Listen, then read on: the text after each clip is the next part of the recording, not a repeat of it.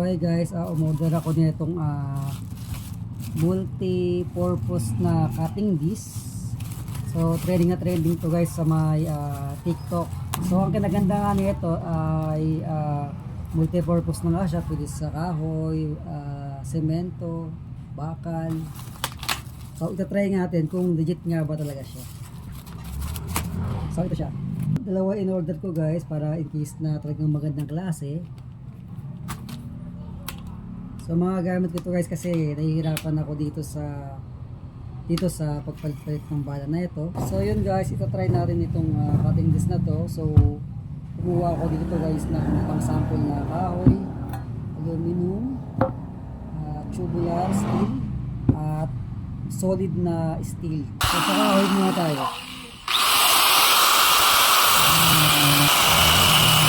So yun guys, kahoy, okay siya.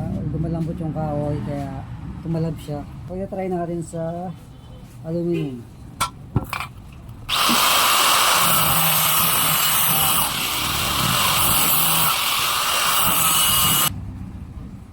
So yun guys, sa aluminum ay effective.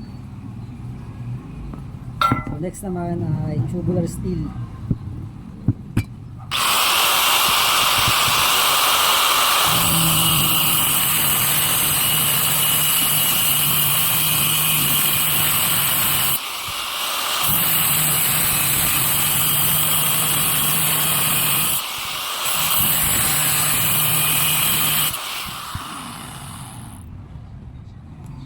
Sa tubular steel guys, medyo nahihirapan siya. 2.0 yung kapalera ng tubular guys So medyo nahihirapan siya kaya, pero napupulol naman, kaya naman siya, nga medyo hirap na. So subukan natin sa solid bar.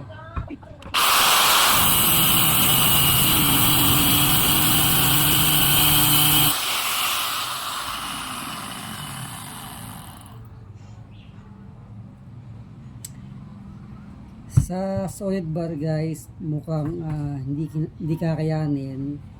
Pero nagkakalamat siya, nagkakakat siya pero parang hindi talaga kakayanin. Medyo nagkaroon na to ng lamat. So yun, guys.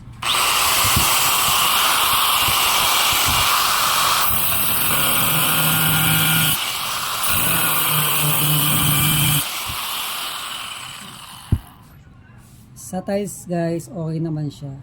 Kakayanin niya.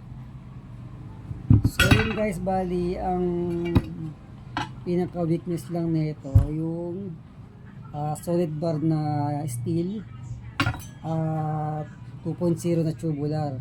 Pero kung siguro 1.5 or 1.2, kayang-kaya. So yun guys, yung honest review natin dito sa may multi-function na to na cutting disc. So sa mga gustong mag-avail nito guys, ilalagay ko sa yellow basket sa baba para agad kayo makapag-avail nito. So yun lang guys, sana may natutunan kayo sa ating panibagong video. Ingat!